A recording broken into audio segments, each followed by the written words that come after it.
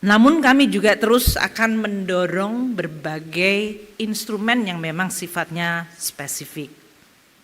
Telah disebutkan dalam RPJM mengenai Indonesia sebagai pusat ekonomi syariah dunia. Pangsa aset keuangan syariah yang telah mencapai 51,42% makin akan ditingkatkan.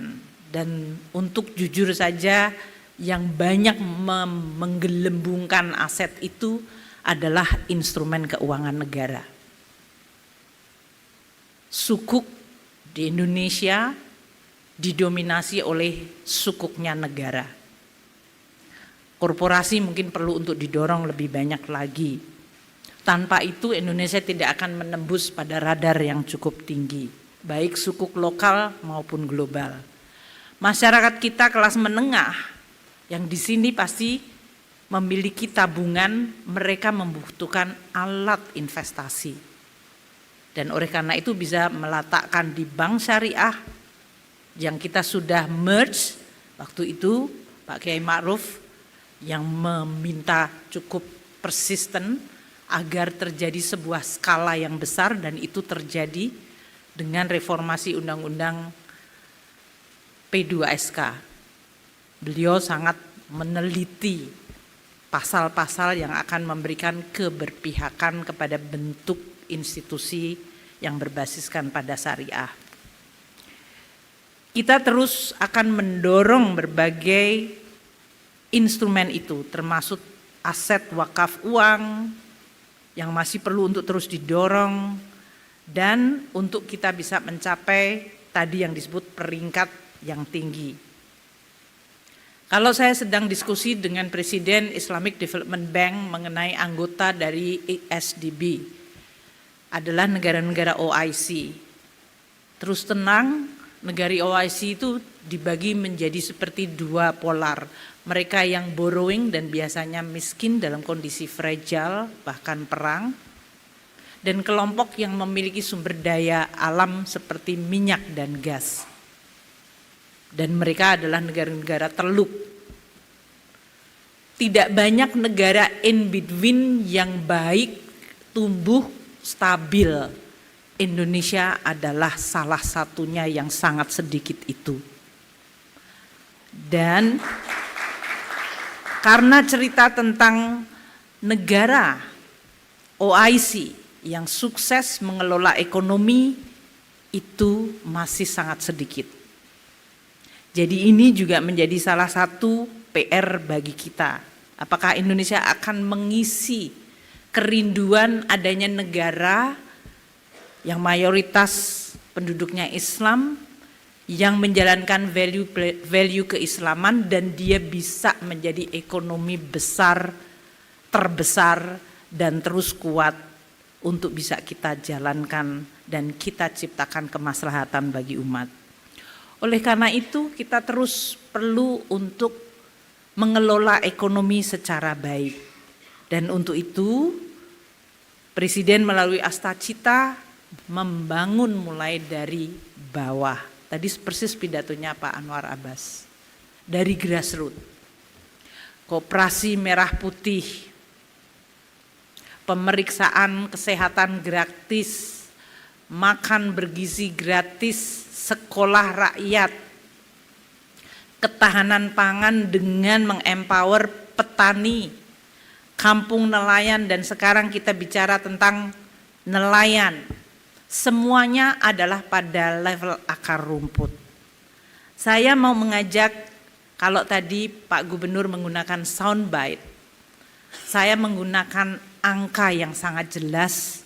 Program itu sudah ada. Koperasi Merah Putih dengan dana, kalau masing-masing 2,5 miliar, kita akan bicara lebih dari 250 triliun di setiap desa dan kelurahan. Pertanyaan saya kepada kita semua, teman-teman yang bekerja di ekonomi syariah mampu nggak menginfiltrasi nilai-nilai ekonomi syariah di dalam tata kelola ekonomi Koperasi Merah Putih? Karena wadahnya sudah dibuat, isinya ada. Infusing value adalah tugas kita semua. Makan bergizi gratis. Tahun ini 71 triliun, kita cadangkan tambahan 100 triliun. Tahun depan kalau Pak Rahmat tahu sekali, kalau 82 juta akan mendapatkan itu lebih dari 300 triliun.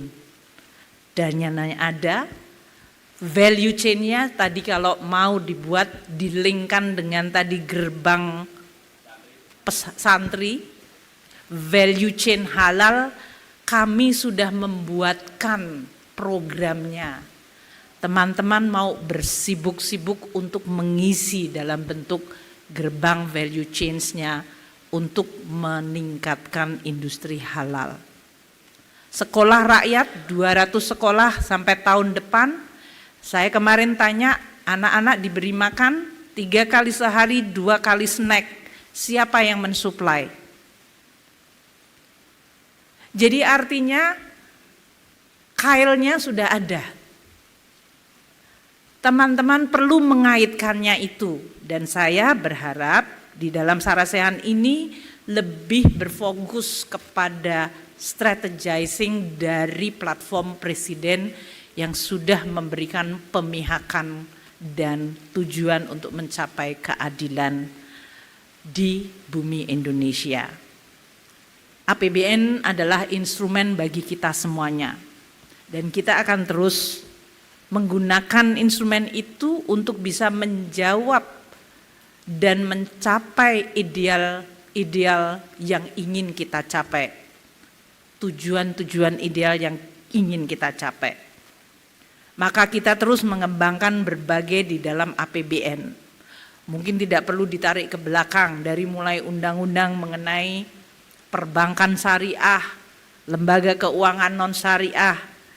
Kita mengeluarkan SBSN, surat berharga syariah negara. Bahkan karena Islam adalah juga bicara tentang sustainability, kita mengeluarkan sukuk hijau, sovereign. Dan itu adalah yang pertama kali di dunia. Kita telah mengisu 7,7 miliar US dollar. Di pasar domestik 84,7 triliun.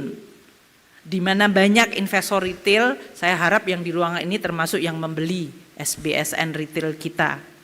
Karena dia adalah untuk membangun berbagai proyek-proyek dari mulai kampus-kampus, sekolah, rumah sakit. Green Sukuk langsung meningkatkan tadi ranking Indonesia di dalam keuangan syariah global. Dan kita masih bisa menstrukturkan karena program-program Bapak Presiden mengenai hilirisasi semuanya basisnya adalah aset yang tangible. Biasanya ekonomi syariah membutuhkan itu sebagai underlying asset. Kalau itu semua distrukturkan secara syariah, saya yakin kita akan melejit nomor 1 di dunia.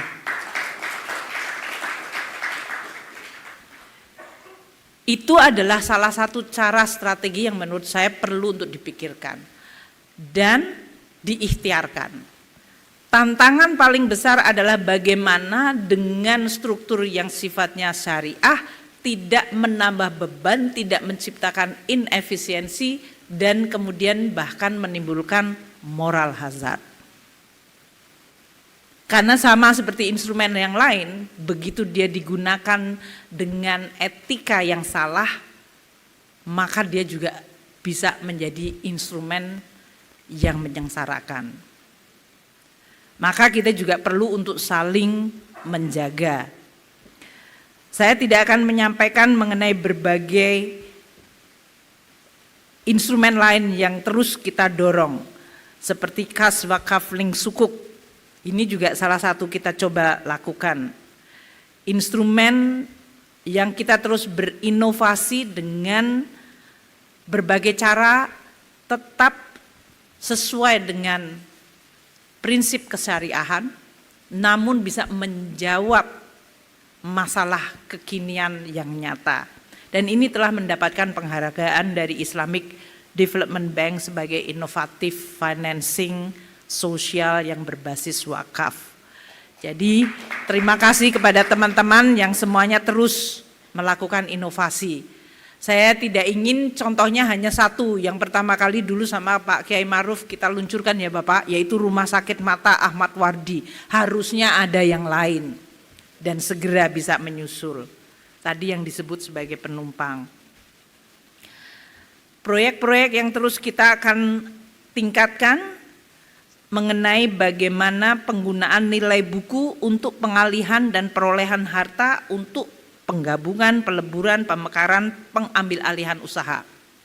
Persepsi mengenai ekonomi syariah yang dianggap lebih repot dari sisi strukturnya harus bisa kita hilangkan.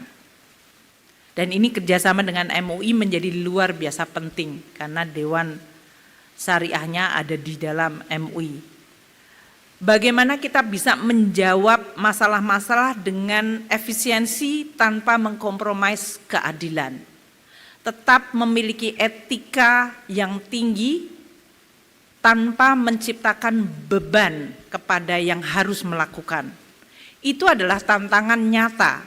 Karena kalau tidak yang muncul adalah instrumen lain yang menjawab berbagai kebutuhan itu. Oleh karena itu kita akan terus mendorong, termasuk di dalam APBN adalah mendorong mengenai masalah sertifikasi halal.